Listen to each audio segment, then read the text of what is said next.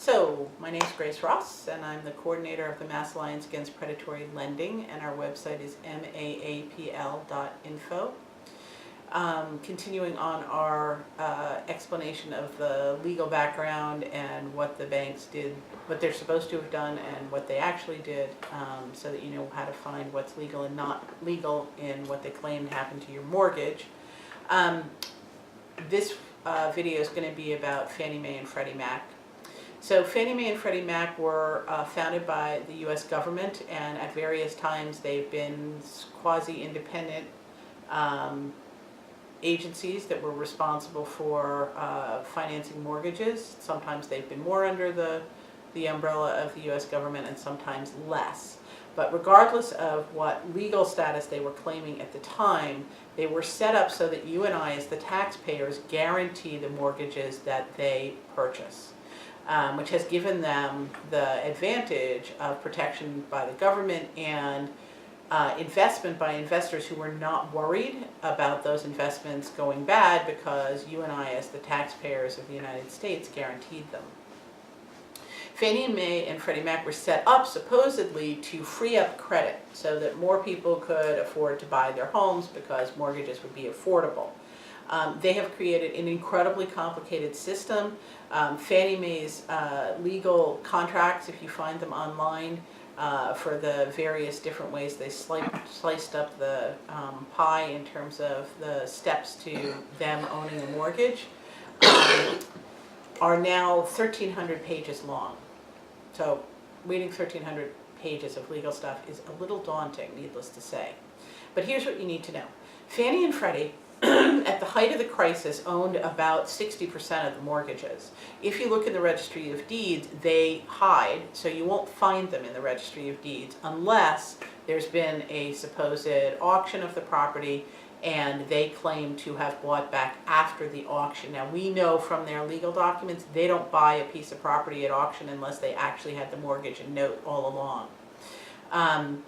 They typically their original mission statements were written by the government. They will appear sometimes on documents that you have in little tiny writing at the bottom. Those are not actual proof that Fannie or Freddie had those documents. Fannie and Freddie actually wrote the standard language for mortgages and the standard language for various other things, and those standard language forms that are used by almost everybody in writing mortgages, for instance, all say that they are Fannie Freddie forms at the bottom, but that doesn't mean that those are mortgages owned by Fannie or Freddie. They also were set up so that they purchase mortgages, and if they do that, they purchase the whole loan. So this is a legal term used by the financial industry. When they say that it's a whole loan, they mean both the mortgage and the note that you signed at the beginning. See the other tapes for my explanation of what you're signing at closing in terms of mortgage and note.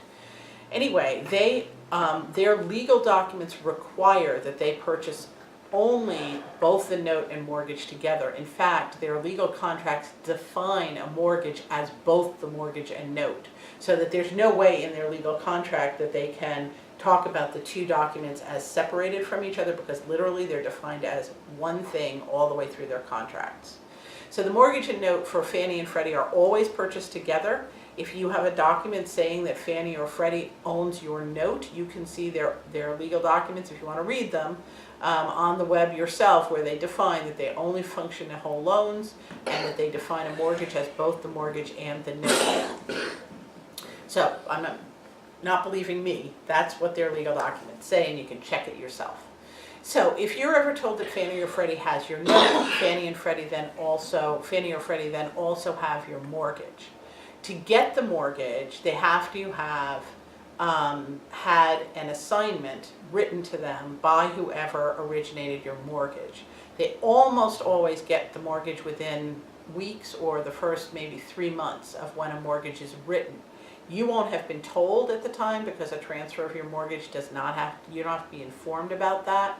You do have to be informed about who's legally allowed to collect money for the mortgage. So you will get these periodic notices saying that the servicer, the party billing you, is changing. but it doesn't tell you who actually owns your mortgage. We're trying to change that law in Massachusetts to make it so they have to.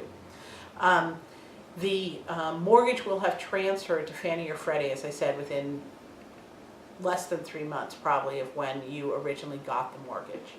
And when it's transferred, there will be an off-record assignment that will never probably be recorded that says, because that's the only way they could get your mortgage, because it's an interest in property, there will be a fully executed assignment, meaning that whoever you originally got the note from will go back to, the mortgage from, we'll go back to my original example of Countrywide.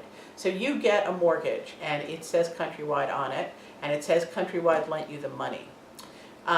Countrywide, within 3 months, say, sold your mortgage to Fannie Mae. Fannie Mae will require of Countrywide, and it's in their legal contracts, that Countrywide write an assignment to them that is dated and signed and notarized and sealed, that says it was for consideration, and it is a fully legally binding transfer of your mortgage to Fannie Mae. Fannie Mae will also have required that they transfer the note, right? Because they only take the mortgage and note together. And the note, therefore, will have been endorsed by Countrywide. Fannie Mae requires that notes are endorsed what they call as in blank. So it won't say pay to the order of Fannie Mae. It will say pay to the order of blank. And that's the way Fannie Mae requires that they get their notes. Fannie Mae will have identified a list of storage facilities where the notes and mortgages and other legal documents from, for instance, when you got the mortgage, your closing. You may remember there was a packet this thick of documents. Those all go to Fannie Mae too. But Fannie Mae doesn't physically keep anything. They rent space from storage facilities, and those storage facilities are called document custodians. And document custodians and many of the other functions that are done in the Fannie Mae system are done with barcodes. So if you get documents that were really in the Fannie Mae document custodian's possession, you should be seeing a barcode on that document. That's how they scan them in when they come into an official authorized document custodian for Fannie Mae. So that document custodian, for the life of the time that Fannie Mae has the mortgage and note, remember those travel together, those documents will sit at a document custodian's storage facility. In the meantime, you're getting billed by Countrywide, and then whoever Countrywide claims on the public record that they gave the mortgage to will then be the next party that bills you. And Countrywide did not actually give them your mortgage. They only gave them the servicing rights, because that's all Countrywide had left after they had sold the mortgage and note to Fannie Mae. And so you'll then have a series of folks who are billing you. Those, the documents in the registry will say that each of those folks who are billing you had your mortgage. Most of them, in the most recent time period, we know in their legal documents that they do not own mortgages, so they never got your mortgage, which makes sense because Fannie Mae had it the whole time. If you fall behind, let me backtrack. So when Countrywide got the mortgage from you and 2,000 other people, they had permission from Fannie Mae to take your mortgages and bundle them into a pool, which Fannie Mae was then going to sell on the stock exchange and get investors to invest in. Because the mortgages are all guaranteed by the taxpayer once they're part of Fannie Mae's ownership, those investments are considered very safe investments. And lots of pension funds invest in them, municipal funds invest in them. All of these pretty conservative investors invest in Fannie Mae and Freddie Mac pools because they're guaranteed by the taxpayer, so they're considered safe. So Countrywide had permission from Fannie Mae to take up to 2,000 mortgages that are all similar to each other, and of course Countrywide was writing thousands and thousands of mortgages every month. So it was easy for them. They'd be like, okay, anybody who had an interest rate from, and I'm making this up, but like 5 to 7%, 30-year, fixed rate, whatever, all go into this pool. And Fannie Mae gave them permission to pool the mortgages themselves. Fannie Mae often gave basically a blank check, an open account to a big company like Countrywide. So they were using Fannie Mae's money to write your mortgage and give you the loan, but you didn't know it. And there's no way that we know of yet, anyway, to prove that that's what happened. But Countrywide was on your mortgage, that's the name, but it turned out they were using Fannie Mae's funds. They were pooling the mortgages for Fannie Mae, and they were essentially giving them as a pre-packaged deal to Fannie Mae that was already agreed to. And Fannie Mae had a computer system set up, and literally Fannie Mae never had a hand in any of this. Countrywide had codes to go into Fannie Mae's computer system, bundle all the mortgages, transfer them to Fannie Mae, get paid for them. The document custodian that got the documents attached to those mortgages, when they got the documents, would then go in and enter again in Fannie Mae's computer. Here's all the mortgages we got for this pool from Countrywide. Your mortgage would be one of them. They would go through all the documents. They would enter them in the computer. As long as what the document custodian entered and what Countrywide entered about these mortgages and their pooling arrangement matched, the Fannie Mae computer would just go, okay, check mark, fine. If there was a mismatch, was the only time anybody at Fannie Mae ever looked at it. So you've got your mortgage, you've been paying on it, first to Countrywide and then to whoever they supposedly transferred it to, but they were only transferring the servicing rights, the rights to bill you and talk to you. And you've been paying for all these years. As long as you're paying, Fannie Mae still has never actually looked at this, no one at Fannie Mae, because your documents Countrywide put in matched what the document custodian said, and you've been paying. So the Fannie Mae computer's just clicking along, purring along, you're fine, they don't talk to you, they don't have any human knowledge that they've got your mortgage, but you're just clicking along in their system. Now, if you fall behind, and the servicer who's billing starts entering in codes into the Fannie Mae computer every month that you're not paying anymore, or as is often true, they told you to stop paying because you wanted a loan modification and it's really their fault. They illegally told you to stop paying because you can get a loan modification even if you're still paying, but they don't tell you that. Once they've entered a code for enough months that you were not paying, now it red flags in the Fannie Mae system, and Fannie Mae starts dealing with your loan and you as a separate entity, and a human being will actually look at it. I haven't been told recently, but the last time we had a deposition, fabulous deposition from someone who worked deep inside Fannie Mae, and it never occurred to them that what they were saying might not be legal because Fannie Mae thinks they're their own little legal world. It took 4 months of little markings in the computer that you were behind before Fannie Mae actually woke up and dealt with the fact that you were behind. So if you're somebody who fell behind, you had a Fannie Mae loan, and you kept trying to get a loan modification, they didn't respond for 4 months because Fannie Mae didn't even acknowledge yet that you were in their system and that you needed attention. So Fannie Mae has great loan mod programs.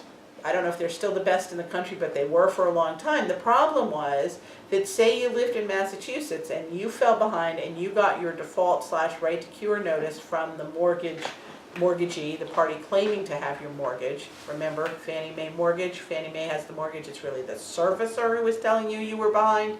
They would send you a right to cure letter, maybe for 90 days. Well, you were a month behind, you had 90-day right to cure period. The end of the right to cure period is when Fannie Mae woke up to the fact that you were behind and that maybe they needed to negotiate a loan modification. So the system was set up so that you couldn't get a quick response. You might have been panicking, sending in your loan mod papers and resending them in and resending them in, and it's been 5, maybe 6 months before Fannie Mae even wakes up to the fact that they need to be responding to a request for a loan modification that your servicer has been sending them. So anyway, needless to say, it was not a system set up for you to get a timely response to trying to modify your loan.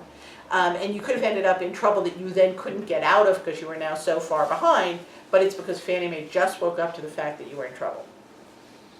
So now you go through all the steps for leading up to an auction of your property because you're now behind and you're now in trouble and there now may be a foreclosure. Fannie Mae is the one that has your mortgage under Massachusetts law, and actually for all standard debtor-creditor law, you have a right to know who is demanding payment, and if they're going to go into debt collection, which foreclosure is, you absolutely have a right to know who the debt is to, right? So if you think about it, I'm podunk debt collection, and I send you something saying you owe $5,000, right?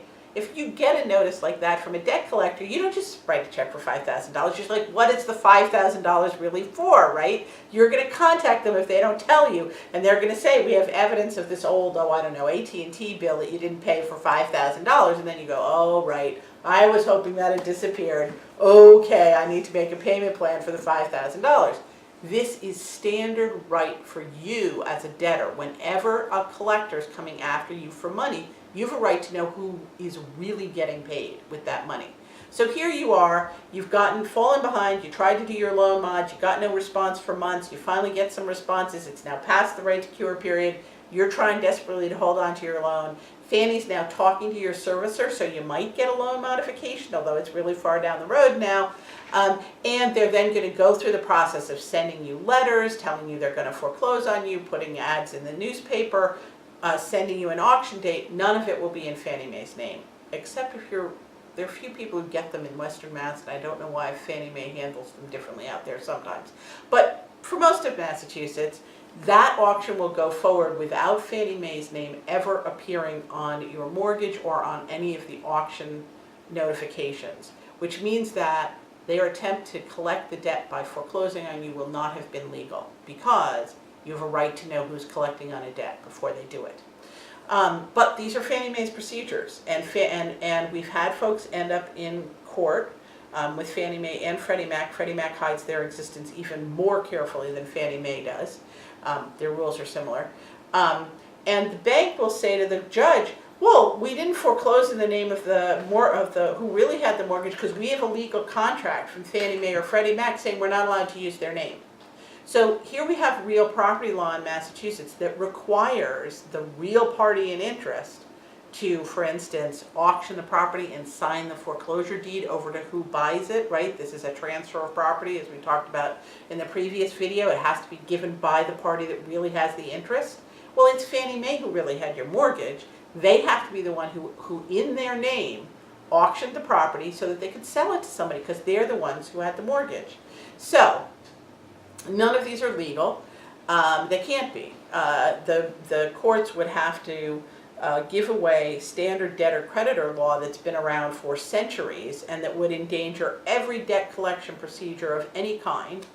But the bank gets up and says, oh yeah, we were really only the servicer. We never had the mortgage. Now we know if Fannie Mae had it because of Fannie Mae's rules, as I've explained them to you and as you can read in their hundreds page long, 1,300 page long contracts, etc.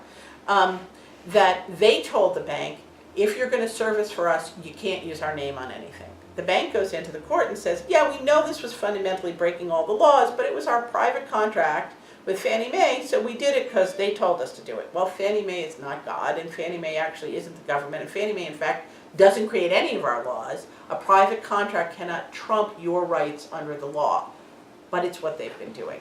So that's the Fannie Mae Freddie Mac situation. We most often find out, people finally figure out, after the supposed auction, when the purchaser in the deed is named as Fannie Mae or Freddie Mac. The problem is, we know from their contracts, Fannie Mae and Freddie Mac don't buy at an auction unless they already had the mortgage the entire time. Their legal contracts require it.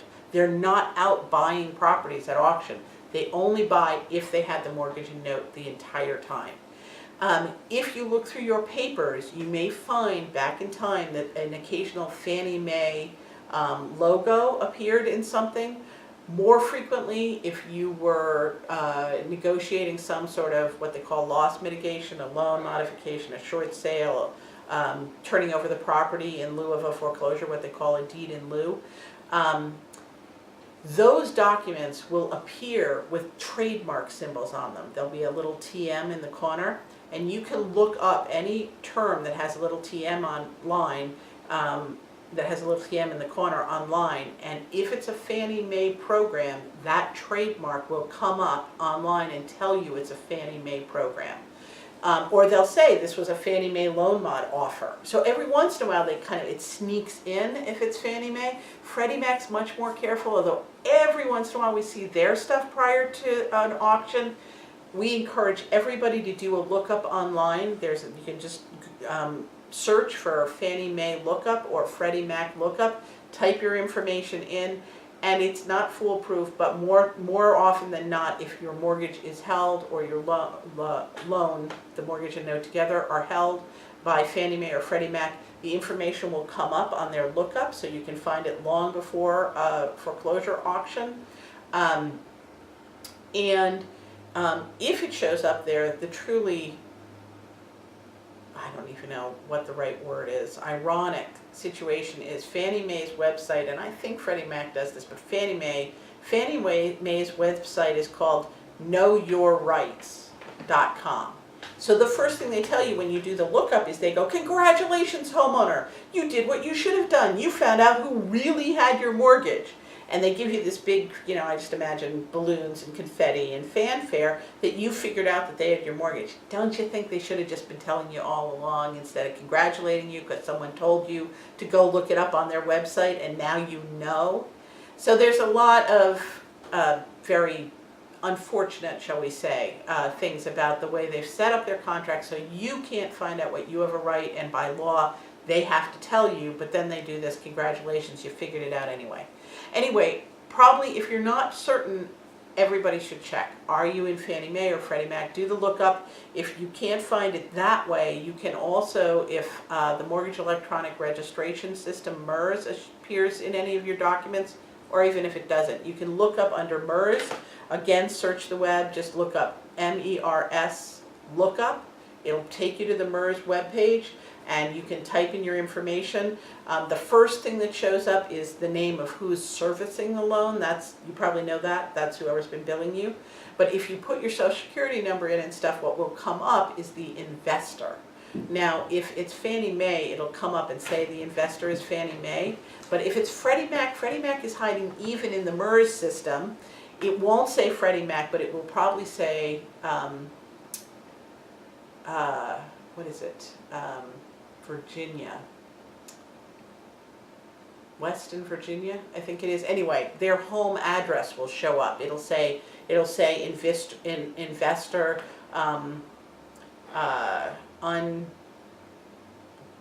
what's the word? I can't remember. Anyway, it says they're not allowed to tell you who the investor is, but it will Reston. It'll say Reston, Virginia, and that will tell you that it's Freddie Mac.